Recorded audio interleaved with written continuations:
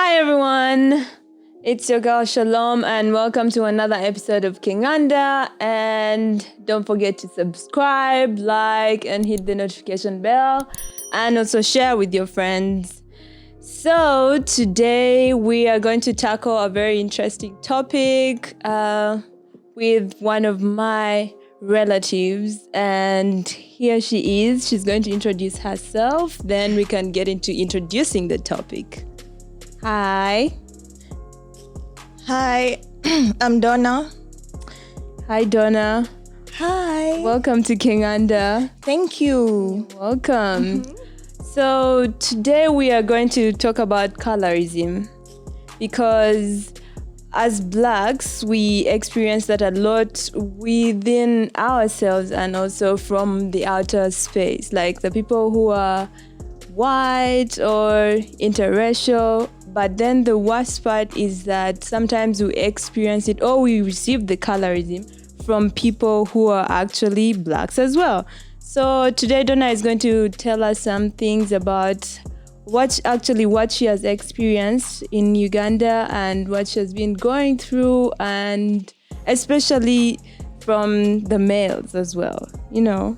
So Donna, you can tell us something about the colorism.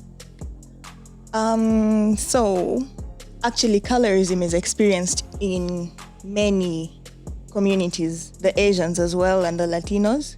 They also go through colorism in their own communities, but since I am not a part of them, I'll only talk about the Black side of it. Yeah, because you resonate with that. Yeah. Okay. So according to Google, colorism is prejudice and discrimination of people with darker skin tone by the people who are in the same community, like what you said. Yeah. So what you're trying to tell us is actually the people who you are, maybe like a fellow Ugandan actually doing that to you. Exactly. Okay.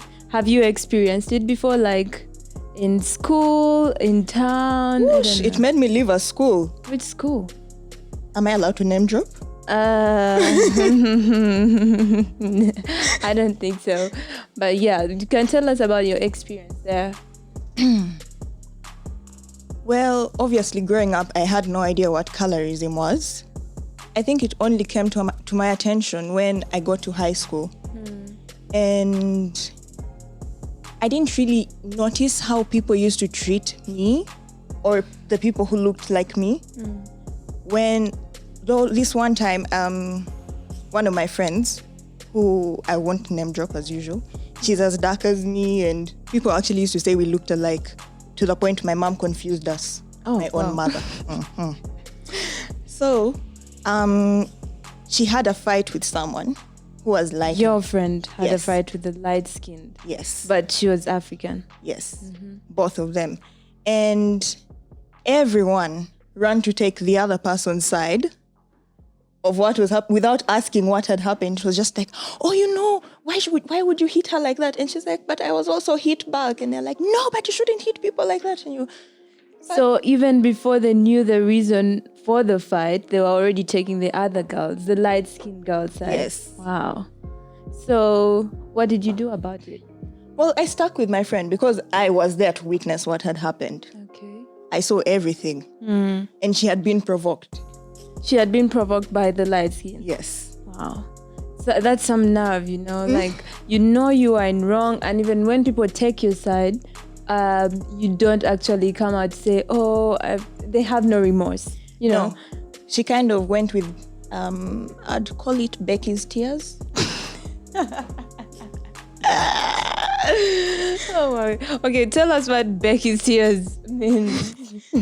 As Beyonce taught us, Becky with the good hair, we all know now Becky is a white woman.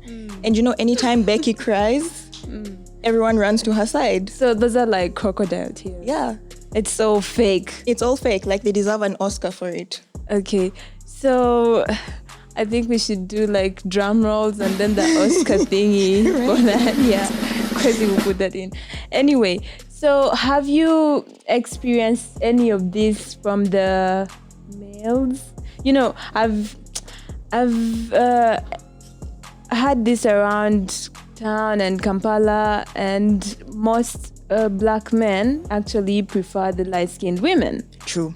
But then again, at the end of the day, I feel like the light-skinned women are just being objectified. They are objectified because I feel like they can do something, but then the men are just like, oh, this is it a trophy wife? Is it what they call Yeah, it? trophy wife. Yeah, but then candy. Yeah, they will not actually take you seriously because you're light-skinned. They'll say, this one can't do anything. She can just look good. That's all that she can do. They will not actually take you for your qualifications, but they'll take you for your skin. Yeah? Yes. So, but again, at the end of the day, I know that the darker skinned girls actually face so much colorism. So from the males, our own men, bash us so much. So I want you to tell me some of your experiences, maybe with your friends, the male friends, or someone who was hitting on you or something of the sort. Well, it wasn't someone who was hitting on me, more like the other way around. Drum roll. And we were having a conversation, and then he goes, well, I don't really like dark-skinned girls. And I was like, oh, okay. Did he give you his reason? Yeah. What was his reason? This is where the reason got to me. I was like, well, I mean, people call it preference, but I don't think skin tone should do with preference. Yeah, I feel like your inner self should be what actually pleases the other party. Yeah. You understand? Because your personality is actually more than your outlook. So there's a story you told me one time. P.S. guys, this is actually my cousin and we've grown up together and yeah, she's told me all the stories. So I just wanted to share this with you so that you understand that despite the fact that we are only calling the white people the ones who are against us because they are racist and colorist, but yet our own men and our own women actually make us feel there's a heavy thing somewhere in our hearts because they are bashing us or something of the sort. So there is something you told me about a certain gentleman who actually tell us a story, who saw a light-skinned and then they commented. Yeah, so we were looking at a light-skinned person on my phone, right? And then he goes, oh, who is that gorgeous girl? And I was, well, this is my friend and you want her number? He's like, yeah, I only like light skins. I don't date dark skins. I was like, oh, okay. That shouldn't be a reason for wanting her number. So that was your friend from school? Yeah. I told him that, that shouldn't be a reason for wanting her number. But then here is where people also don't get, some dark skins actually do have privilege. Especially if you have a big butt. Yeah. Like, he saw another friend of mine and she had a big, like the body they want, like the hourglass figure and all. And then he goes, oh, who is that one? I was like, I thought you don't like dark skins. And he said, no, but her shape. Like she has a big butt. So that's what matters. So the main things that actually we are discriminated, where they base the discrimination on is mainly the color and the body shape. Oh my God. So if you're light skinned, that's like a plus. this or this. And what about the big booty? This is for them. So if you're light skinned and big booty, that's like 2 thumbs up. Yeah, that's a double plus for them. Okay, so what about you said the privileges, the black ladies have the privileges as well. What about the privileges? I know I mentioned some of them and it's been a comparison, but what about if you list like the privileges of the light skin, like one by one, like at least, like give me 5 of them that were they privileged? How they're privileged, yeah. Well, for one, we know they're obviously more, considered attractive. I feel like sometimes light skins can actually get away with certain things. And I mean this like in the celebrity world especially. It's Can you like... give us like examples? Of celebrities? I hope they never see this, but anyway.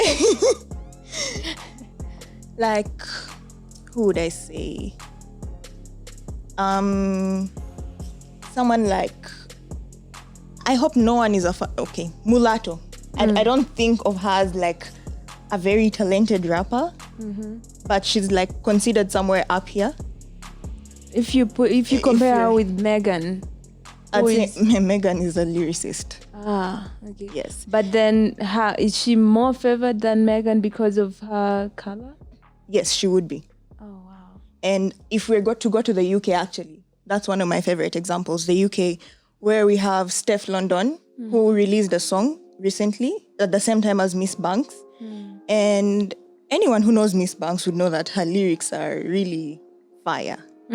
But Steph London has more hype around her than Miss Banks does.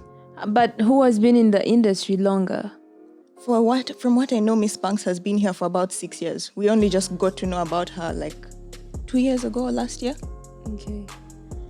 Anyway, I guess that's all for today.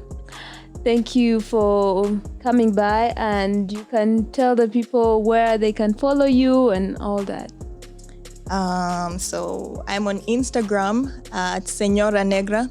Woo! Yes, love Spanish.